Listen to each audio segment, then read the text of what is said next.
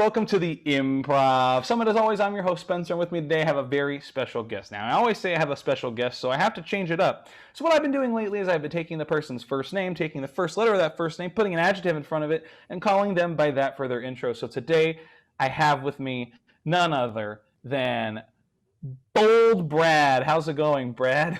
It's going good. I was hoping you were gonna go beautiful, but all right. If you want, we can change it. We can Too change late. it. You already said bold, Brad. I was thinking bodacious, but I didn't really know like specifically what that meant, so I just didn't go with it. I mean, that would be more along the lines of beautiful than bold. So you could be boldacious. Huh? All right.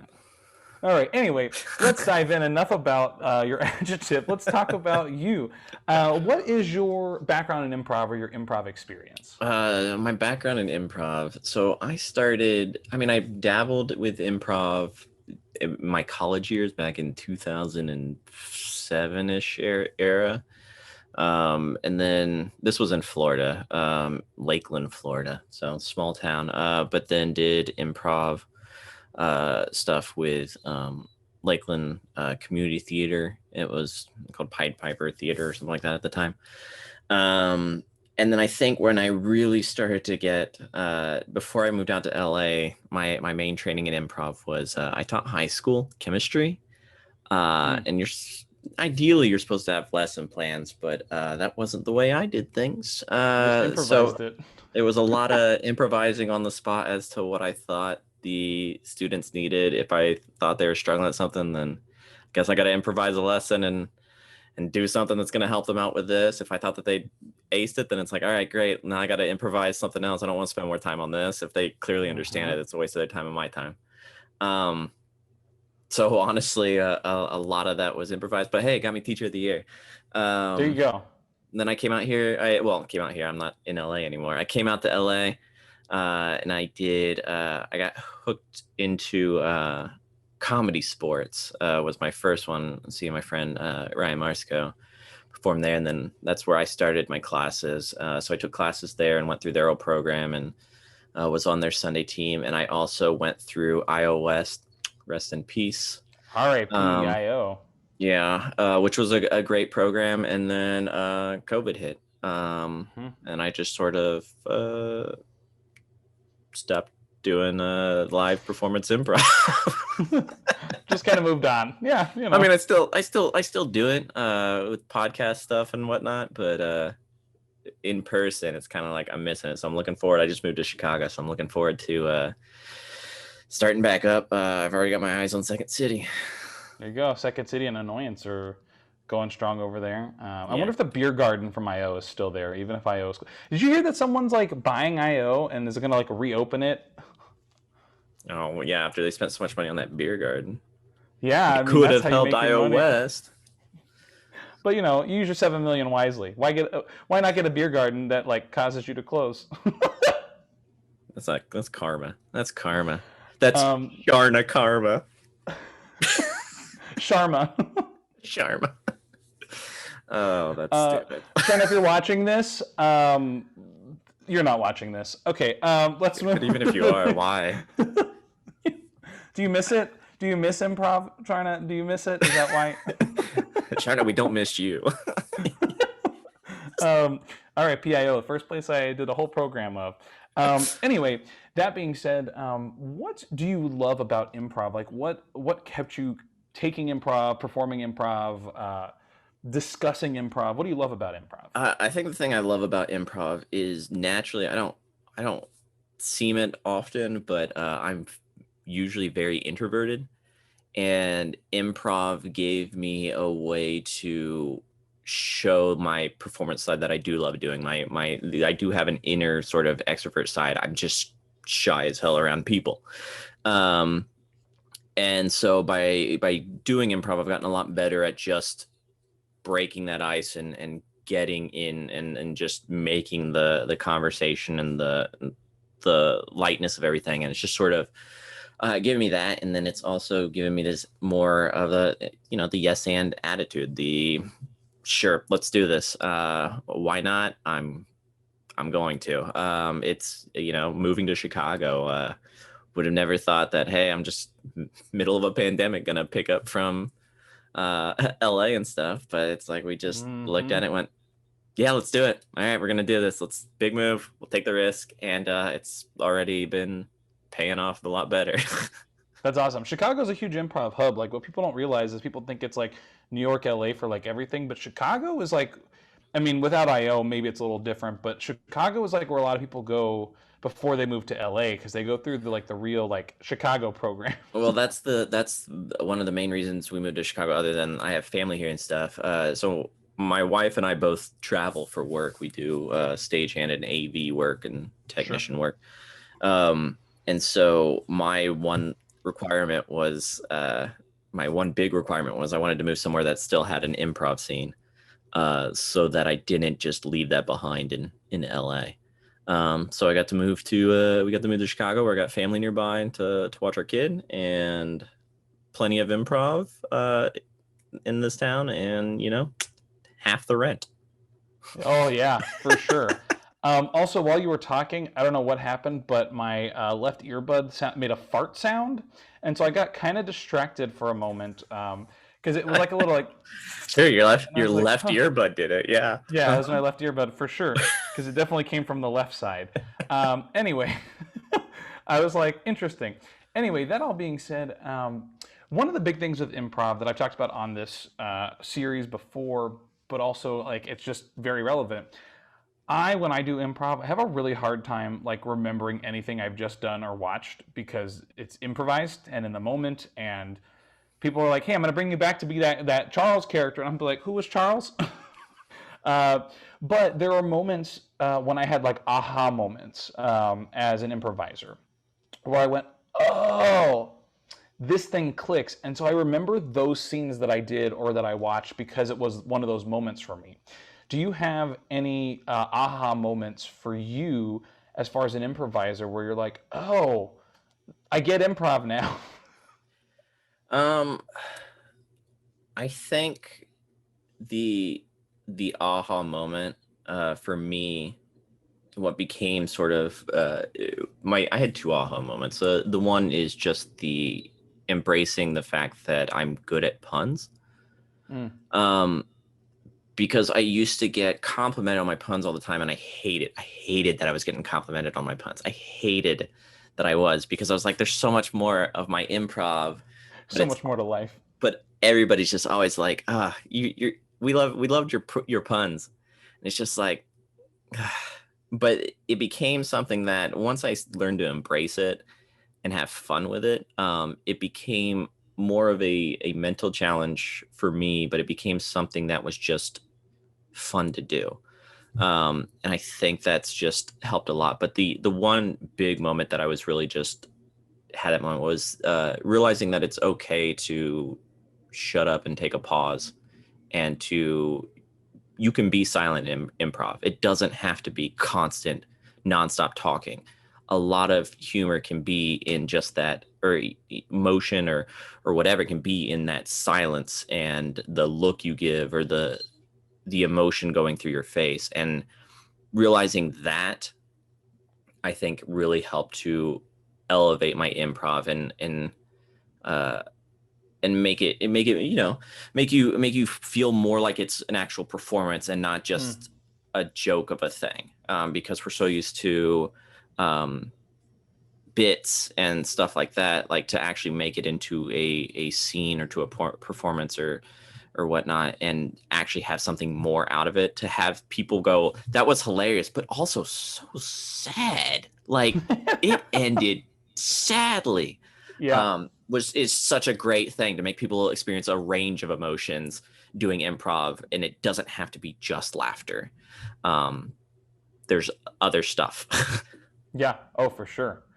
Speaking of other stuff, this is completely unrelated, but um, are there any specific scenes that you remember, like a two-person scene or a group scene that you're like, I love this scene because X, Y, and Z? Like, what happened in the scene? Why did you like it?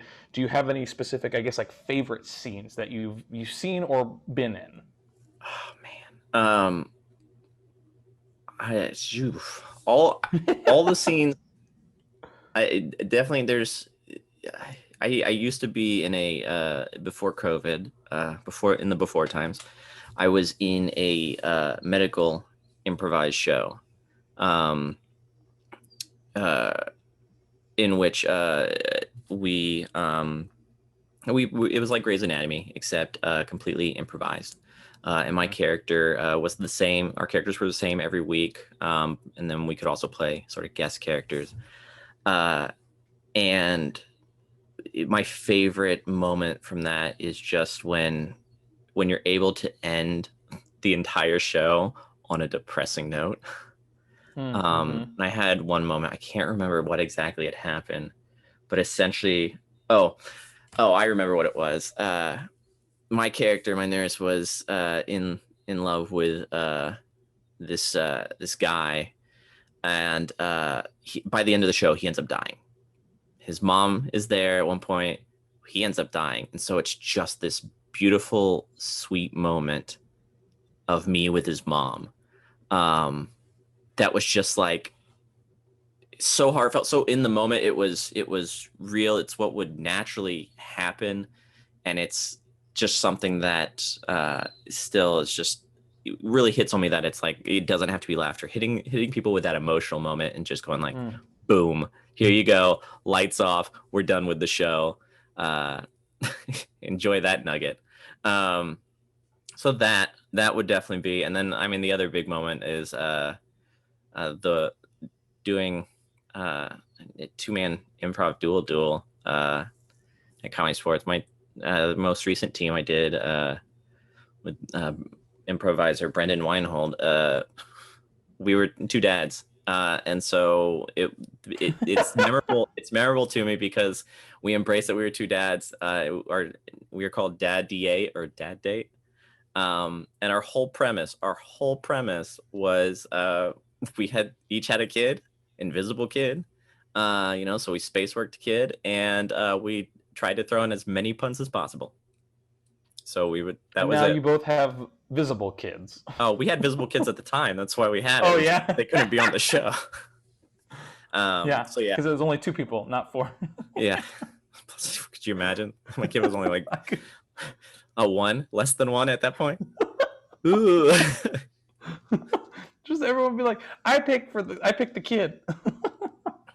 Now would be a good time if you have any like plugs or pitches, anything you want to throw out there. Well, geez, Spencer, it's funny that you asked that. I don't know if you know about this, Spencer, but I don't know. Lay it on me. I'm one of the hosts for a podcast called Theoretical Thrills, in which we have guests on and pitch theoretical thrills, aka made up theme park rides based off different shows and stuff. And we recently had Ari Stidham from Scorpion on. We've had Lauren Pritchard. Man, we've had so many people. We've had a lot. We've had a lot. We're in second season and about to finish second season. About to finish one day. So I want to pitch that, and then I'm gonna pitch. If you guys aren't watching it, I just started watching Titans. You should watch it. It's if you like superheroes and the Batman. It's dark. It's kind of gruesome, but I'm like 5 episodes into season 1 right now, so no spoilers. No spoilers here. I forgot that was a show. Anyways, that being said, Brad, thanks so much for joining me here on the Improv Summit. I have one final question for you, which is the reason why the Improv Summit exists. And that is, before pandemic, but even now with improv being so accessible from anywhere in the world, I've had a lot of people say, Spencer, you do a lot of improv. Where should I do improv? And it's a hard question for me to answer because I feel like there's a lot involved in that answer. But if someone was to ask you that question, where should I take improv, what would be one piece of advice or one tidbit you'd give to someone to help guide them on their improv journey? My one piece of advice, anywhere that you can afford. Take the 101 class at any place. It gives you a great idea of what their motive is, what their logic behind, their thought process behind improv is, because every theater is different in how they approach improv.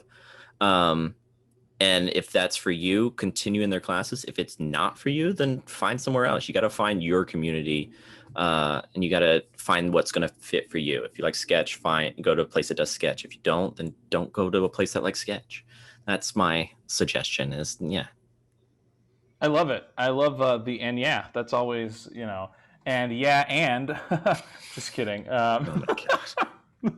Hey, I have to get like some kind of pun in here every show, and I finally did it at the Is it very really a end of pun? this. Well, it's like a dad joke, I guess. It's not necessarily a pun. No, It's I just like wouldn't a make that dad joke.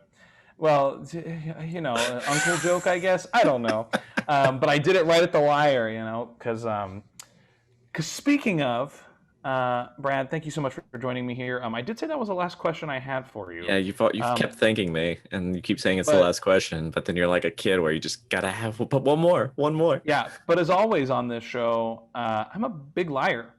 So I have another question for you. Okay. And that question is, we've been talking a lot about improv. You want to do some improv? Well, you told me beforehand that it'd be very original if I said no. So I'm going to say yes. All right, let's do it. Let's do some improv. What I'm going to do is I'm going to post a suggestion in the chat that is very not specific at all. We're going to see what we can make out of a suggestion that is just like bad. Well, not bad, but just not specific at all. It might be bad. It's going to be about Jell-O. That is a suggestion. If is a suggestion. Who would you like to initiate this scene? It is the suggestion we're going with. If is just a word. It is indeed a word. What do you ask to get that suggestion? I don't know. What's a 2-letter word that's not really a thing? If? What? If? Yeah, exactly. Thank you, Yeah. If. Who would you like to initiate this scene? I'll initiate it. Great. All right. If. Thank you, If. All right. So, listen here. There's a new guy. There's a new guy in town. New clown in town, if you know what I mean. I ain't clowning around no more. Yeah, that's right. You look at him. It's the one and only If. Is that so? Is? I said If. My name's If, not Is. Oh, you're If. I thought you were talking about the other clown. I thought he was Is If. is my brother. Is. So it's If is. Anyways, this makes a lot more sense now. Listen here. So you're coming into my territory, huh? If. Oh, this has always been my territory. I've just lived on it for a little while. Although I know you got a weird thing for kids, and it's weird. Are you like an old prospector? Is that like? Are you from like this 1912? No, I'm If, the creepy clown. I got a creepy voice. Yeah. I just when I'm not like actually terrorizing people, I just kind of drop the act, Oh, see, that's your problem. You can't drop the act. They're always watching. The kids are always watching. How do they think they defeat you if you slip up? That's a good You know point. what I You got a very good mean? point. Mm-hmm. I do. That's actually a great point. The point. It is a great point. If you stay in character. That's what I tell myself. If you stay in character. It's got to be exhausting, though, isn't it? Like, to just stay in character all the time. Is it, though? Is it, though? See, I'm not talking about you. I'm asking, is it, not is you. This is... Right. I got the reference. Because... I asked you a question, you asked me a question back. I followed. Yeah, because... It follows me, but also it follows. That's another it. See, this is what I mean. You got a weird obsession with kids and following them, and it's got to stop. It's why I'm actually stepping in and taking over your territory. If you think you're going to take over. If does think I'm going to take over. See, that's the thing, though. I feel like our names are just a little, like, confusing. If it is... Like, those are just general words that we use to, like, describe things. And Look, I wasn't given the choice of my name. I was given it to my birth parents. Well, no one Clown knew when what and to call Clown me. who. They weren't sure what I was, so they just called me it. Oh, well, my parents were Clown when and Clown who. When and who gave born to If. And one day, if I'm lucky, I'll have a son. I'll name him A or At or The. Those are the articles. Well, an is an article, at is not an article. I like to mix So it up. Is that well, a I guess problem? at and the, if you think about it, a Is t, that is and not then a there's problem. I'm not T, saying is a then problem. I'm saying is no, that is not a problem. That's wait. I'm not talking If- about is. I'm not talking about is. Leave is out of this. Stop bringing up is. No, I'm not bringing up is. I'm just saying if you wanted Nope. to. No. I am if. If you if? Yeah, of course I'm if. No, I'm saying if you Me, yes. wanted to, take over. I mean, I guess I could take a couple days of a break from Oh, it's not a days of where break. I You're am. being Like evicted. like Dewberry. What's my land? Dewberry, Dingletown. You don't even Something know like the that. name of your town. I just Dairy Lane. I just kind of like I just terrorize it. Not Dairy very Falls, well. Drury Lane. What is it? Dairy Brook. It. Dairy Falls. I think it's Dairy Falls. Dairy Brook. What? I found a fun joke I can make out of your name. What is it? If. It. Do you get it? Oh, I get it now.